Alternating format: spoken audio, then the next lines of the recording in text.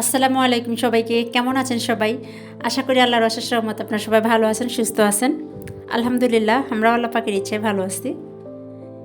এই তো প্রতিদিনের মতোই আমি আমার চ্যানেলে ছোট্ট একটি ভিডিও নিয়ে আপনাদের সামনে চলে আসলাম। আশা করি পুরোটা দেখবেন, ভালো লাগবে। আজকে হচ্ছে আমার বড় ছেলে বড় জনের পরীক্ষা। ও ক্লাস 9-এ পড়ে, আজকে পরীক্ষা ওর। সে পড়ানোয় খুবই ব্যস্ত, পড়তে পড়তে সে অস্থির হয়ে পড়েছে, বিছানায় শুয়ে পড়েছে। আগের থেকে প্রস্তুতি না নিলে যা হয় আর কি।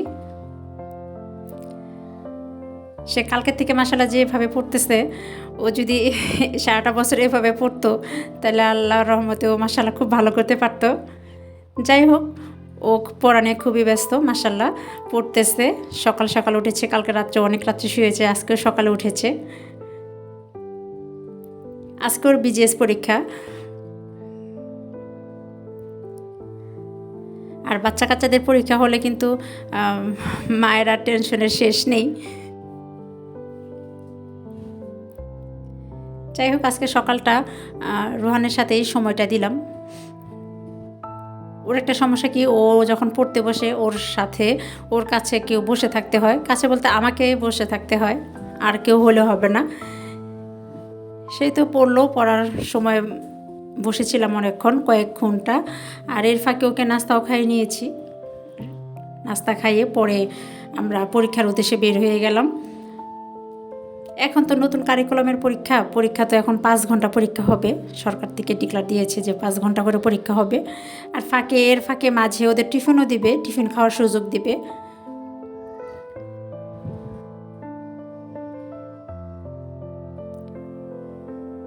যাই হোক, আমরা স্কুলে যাচ্ছি। আর রাস্তাঘাটে মোটামুটি ভালোই জ্যাম ছিল আজকে।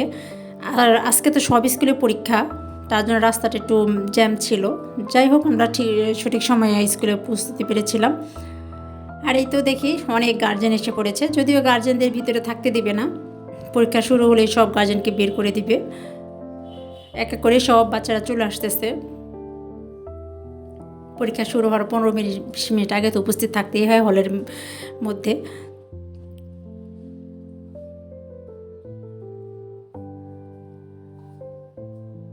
এই তো পরীক্ষার ওর স্কুলে পৌঁছে দিয়ে আমি একটু দেরি করতেছিলাম, যে দেখি ও তো সিঁড়িতে উঠতেছে, আমি তাকিয়েছিলাম। সিঁড়িতে উঠলো ও বারবার, রোহানও বারবার আমার দিক তাকাচ্ছিল, পিছন দিয়ে তাকাচ্ছে দেখে আম্মু এখন আসে কিনা। ও জানে যে ও ওঠা না পর্যন্ত, ও আমাকে বাই বলা না পর্যন্ত আমি স্কুল থেকে যাই না। এই তো আমি চলে যাচ্ছি, রোহান তার ওর হলে চলে গেল, আমাকে টাটা দিয়ে চলে গেল। আমিও বের হয়ে যাচ্ছি স্কুল থেকে। এখন নতুন কারিকুলামের পরীক্ষা, একটু ঝামেলাই মনে হয়, এখন একটু কমই বুঝি এই কারিকুলামগুলো। যাই হোক, বাচ্চারা মোটামুটি এইভাবে অভ্যস্ত হয়ে উঠতেছে। ওরা মাশাআল্লাহ ভালোই বুঝে, সব বাচ্চারাই অনেক ভালো বুঝে, যে যেভাবে অভ্যস্ত আর কি। আমি এখন আমার বড় ছেলের স্কুল থেকে চলে যাচ্ছি। আমি এখন ছোটো জনের স্কুলে যাব, যেহেতু একবারে আসছে বাসা থেকে বের হয়ে।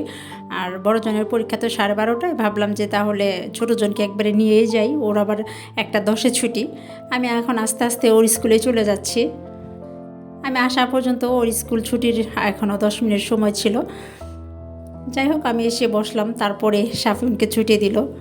এ হচ্ছে মায়েদের ডিউটি, সকাল থেকে রাত পর্যন্ত। যাই হোক, আমি স্কুলে চলে আসলাম। আর সাফিনা হলো, ওর স্কুল ছুটি হওয়ার পরে ও আবার এখানে 5 মিনিট খেলবে, ওর বন্ধুদের সাথে দৌড়াদৌড়ি করবে। ওই সময় অপেক্ষা করে থাকি আমি।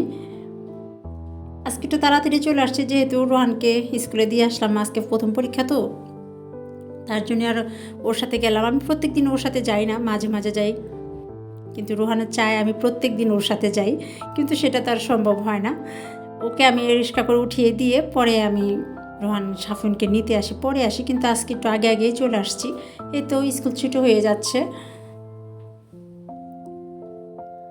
আজকে দেখা যাচ্ছে একদম ফার্স্টেই আমার ছোটোজন চলে আসছে, আমাকে দেখে তো সে ভীষণ খুশি।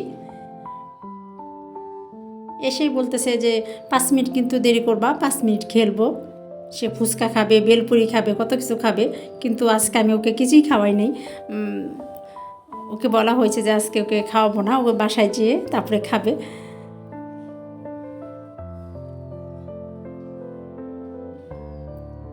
এই তো সব বাচ্চারা বেরিয়ে আসতেছে, স্কুল ছুটি হয়ে গিয়েছে এখন। প্রাইমারি লেভেলগুলো সব ছুটি, আর হাই স্কুলের যেগুলো সেগুলো তো পরীক্ষা হচ্ছে স্কুলে, সব স্কুলে তো পরীক্ষা হচ্ছে। এখন আমরা আস্তে আস্তে বের হব, যদিও তারা এখন বের হতে চাচ্ছে না, আর ওনাকে 5 মিনিট দেরি করবে। যাই হোক, বুঝিয়ে শুনিয়ে চলে আসলাম বাসায়, কারণ বাসায় আমার কাজ আছে। বাসায় রান্নার কাজগুলো আজকে করে নেয়, যেহেতু বড়জনের পরীক্ষা ছিল, তো ওর কাছ থেকে উঠলে কি হয়, ও মানে পড়তে চায় না, সেই জন্য আজকে রান্না টান্না সব ফেলে ওর সাথে বসেছিলাম যে ওর পরীক্ষা হলে দিয়ে এসে আমি রান্না করব। এই তো রান্নার প্রস্তুতি চলতেছে এখন। আজকে যদি আমার ভিডিওটা আপনাদের কাছে ভালো লেগে থাকে, তাহলে আপনারা চাইলে আমার চ্যানেলটিকে লাইক দিতে পারেন, আর যদি আপনারা আমার চ্যানেলে নতুন হয়ে থাকেন, তাহলে আপনারা চাইলে আমার চ্যানেলটিকে সাবস্ক্রাইব করে নিতে পারেন। আপনারা যদি আমার এই ভিডিওটা আমার ফেসবুক পেজ থেকে দেখে থাকেন, তাহলে আপনারা চাইলে আমার ফেসবুক পেজটা ফলো দিতে পারেন। যারা অলরেডি কাজগুলো করে ফেলেছেন তাদেরকে অসংখ্য ধন্যবাদ। এই তো আজকে আমি ট্যাংরা মাছ রান্না করব ধুন্দুল দিয়ে। কালকের গরু মাংস আছে একটু, এটা বাচ্চাদের হয়ে যাবে। আর ভাজি করব, আর হচ্ছে ধুন্দুল দিয়ে ট্যাংরা মাছ রান্না করব। এই মাছটা কালকে নিয়ে আসছে, টাটকা মাছ, একেবারে টাটকা মাছ, একদিন মাত্র ফ্রিজে ছিল। কালকে রাত্রে নিয়ে আসছে, কিন্তু ইচ্ছে করছিল যে কালকে রাত্রে টাটকাটা রান্না করি, দেখা যাবে যে তরকারিটা আবার বাসি হয়ে যাবে, সেই জন্য রান্না করা হয় নাই। এই তো আমি ধুন্দুল দিয়ে মাছটা রান্না করতেছি। আর ধুন্দুলের সবজি, ধুন্দুল সবজিটা কিন্তু অনেক মজার একটা সবজি। এটা আমার সবজিদের মধ্যে একটা খুবই পছন্দের একটা সবজি ধুন্দুল। ধুন্দুলটা কিন্তু সব মাছ দিয়ে, চিংড়ি মাছ হোক, ছোটো মাছ হোক, সব মাছ দিয়ে কিন্তু খুবই টেস্টি হয় তরকারিগুলা। এত মজার একটা সবজি, আপনারা চাইলে একবার ট্রাই করতে পারেন ধুন্দুল দিয়ে ট্যাংরা মাছ কিংবা চিংড়ি মাছ, খুবই মজার একটা তরকারি। আমি কিন্তু ধুন্দুলে একেবারেই ঝোল দিই নাই, আমি জাস্ট ধুন্দুলটা যে পানিতে ধুয়ে চুবিয়ে দিয়েছি, সেই চুবানিতে যে পানিটা উঠেছে সেই পানিতে আমি রান্না করতেছি ঝোলে। আমি আর এখানে আর এক্সট্রা কোনো ঝোল অ্যাড করব না। আর ধুন্দুলে কিন্তু প্রচুর পরিমাণে পানি ওঠে, সেটা কিন্তু আমরা সবাই জানি। আপনারা চাইলে আপনারা রান্না করে খেয়ে দেখতে পারেন। আজকে তাহলে এই পর্যন্তই। সবাই ভালো থাকবেন, সুস্থ থাকবেন, সবাই নিরাপদে থাকবেন, সবাই সবার পাশে থাকবেন। আমরা যেন সবাই সবার জন্য দোয়া করি। আসসালামু আলাইকুম সবাইকে, আল্লাহ হাফেজ।